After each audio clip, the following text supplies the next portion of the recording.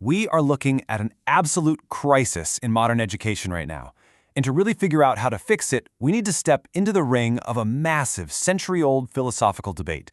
In this explainer, I'll be arguing from the perspective of the traditional classicist. Basically, I'm advocating for a return to the timeless wisdom of the Socratic method and the ancient Trivium. And I'll be jumping in as the progressive reformer. I'm championing John Dewey's vision, active, engaged learning and child development. These two sides have been battling it out for literally over 100 years. But as we're going to unpack today, figuring out which side has it right, or honestly, how they might actually work together, is pretty much the only way out of the mess we're in, especially as we face the totally unpredictable era of artificial intelligence.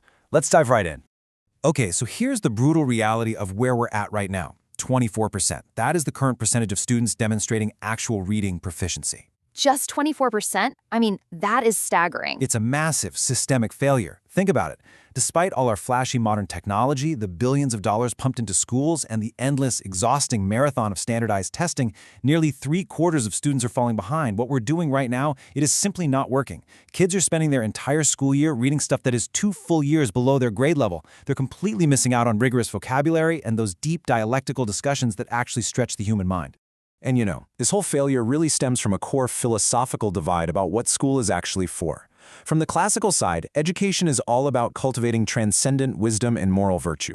We look to the past, we focus on history, the broad liberal arts, and the great texts. It treats education as the holistic formation of a complete human being. Right. But from the progressive perspective, the focus shifts to something way more utilitarian. It's about training students for specific careers. The priority is present engagement, focusing on what's current, what feels relevant to the kid, and heavily emphasizing STEM and practical skills over broad historical awareness. It basically boils down to a fundamental disagreement. Are we building humans, or are we just training workers? Exactly. And you can literally track how this shift destroyed academic rigor if you just look at the history. Back in the 1830s, schools used the McGuffey Readers.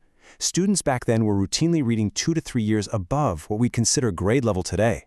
But then the 1930s roll around, and we get the look-say method. Those infamous Dick and Jane books. Yep, see, spot, run. And suddenly, boom, proficiency dropped 2 to 3 years below grade level.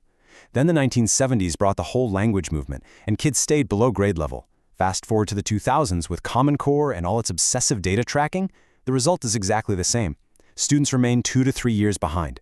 The rigor just completely evaporated over a century.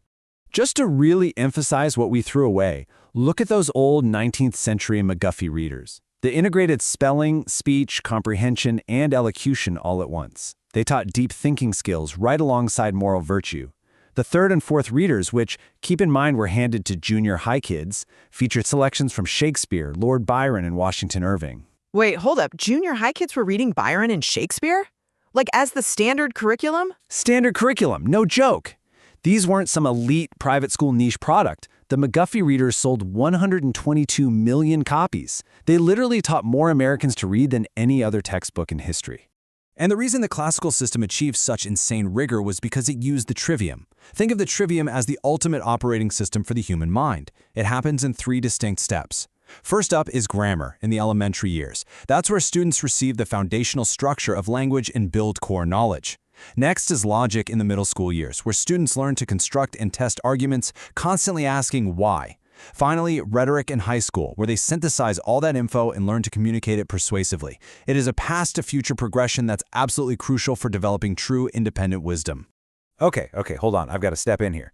Because that classical system, it sounds beautifully pristine in theory, but historically, it relied way too heavily on rigid, passive, rote memorization. And frankly, fear. It stifled creativity. That is exactly why John Dewey stepped in with his authentic, progressive vision, learning by doing. Dewey believed kids shouldn't just be passive little receptacles waiting to be filled with old facts. He championed active inquiry. Education should give students the chance to discover information through their own intellectual work and problem solving. They need to be active contributors, not just listeners. And I really want to make a crucial distinction here, because Dewey gets an incredibly bad rap nowadays. Dewey himself actually valued a highly rigorous curriculum. He wanted strong intellectual foundations that were deeply connected to real-world experience. But his disciples, the radical followers who took his name and ran with it, they wildly distorted his philosophy. They pushed this anti-intellectual, narrowly utilitarian agenda. They replaced deep knowledge with what we now call content-free critical thinking. But here's the thing, you can't think critically if you have no content to think about. We really shouldn't blame Dewey for the watered-down, fluffy curriculum his misguided followers ended up creating. You know, I actually think we find a lot of common ground right here, because both the classicist and the reformer can agree that modern students have been completely betrayed by a perfect storm of systemic failures. Failures that neither of our sides actually wanted. Totally. First off, you've got corporate textbook publishers prioritizing pretty designs and modern fonts over actual educational effectiveness. Exactly. Second, the education system entirely abandoned the deep rigor of the Trivium in favor of really narrow, hyper-specific career training. And third, the infamous reading wars. Schools started pushing leveled texts, basically locking kids into reading groups that match their current, lower reading level. And the research shows this actively suppresses their potential and keeps them permanently behind. And honestly, the darkest irony of all this is that modern schools are essentially a bizarre Frankenstein monster. It betrays Dewey just as much as it betrays Socrates. Think about it. Dewey vehemently opposed rote learning. He opposed using fear as motivation, and he absolutely hated the idea of students sitting passively in silent rows. Yet what exactly does a modern school day look like? Standardized tests measuring pure recall, high-stakes accountability driven entirely by fear, and silent testing conditions with kids sitting in neat little rows. Right. Contemporary schools opted for standardization and behavioral technicians, and they entirely ignored Dewey's actual warnings. Which brings us to the ultimate, truly terrifying irony of our current era.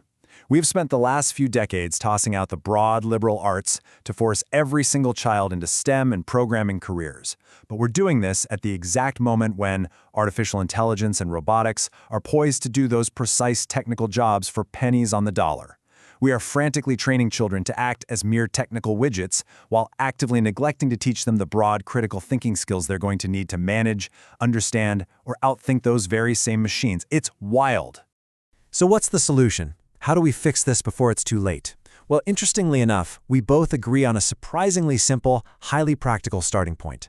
Cultivating timeless wisdom vastly outperforms narrow career training when you're facing an unpredictable future. And it starts with just a 15-minute daily reading practice. But the key here is focusing on complete, challenging texts from the public domain, not those tiny, disconnected, watered-down excerpts kids usually get. Grappling with full, difficult texts builds the stamina, the vocabulary, and the actual wisdom necessary to navigate a world dominated by AI. It is the absolute bedrock of a genuine liberal arts education. And you know, this is where our big debate beautifully resolves itself. You don't actually have to choose between Socrates and Dewey. We can synthesize the best of both worlds. For instance, the Trivium's logic stage matches perfectly with Dewey's idea of productive tension and active inquiry. When teachers use dialectical, probing questions, they're actually satisfying both philosophies at once. Exactly, and when students read whole texts cover to cover, it completely fulfills the Trivium's grammar stage of deeply receiving language, while fully satisfying Dewey's demand for a rigorous foundational methodology. We can absolutely restore the Trivium's deep operating system for the mind, and we can do it by using Dewey's authentic active inquiry. It's a win-win. So, we want to leave you with a really profound question to consider for your own community and your own local schools. Will we continue down the path of the disciples, standardizing our students into technical widgets for STEM jobs that AI is already taking? Or will we synthesize the best of our history, combining classical Socratic wisdom with active Dewey-style inquiry to restore the deep operating system of the human mind? The critical thinking needed to navigate an entirely uncertain future is right there waiting for us. The choice is absolutely ours to make. Thanks for joining us on this explainer, and keep asking the big questions.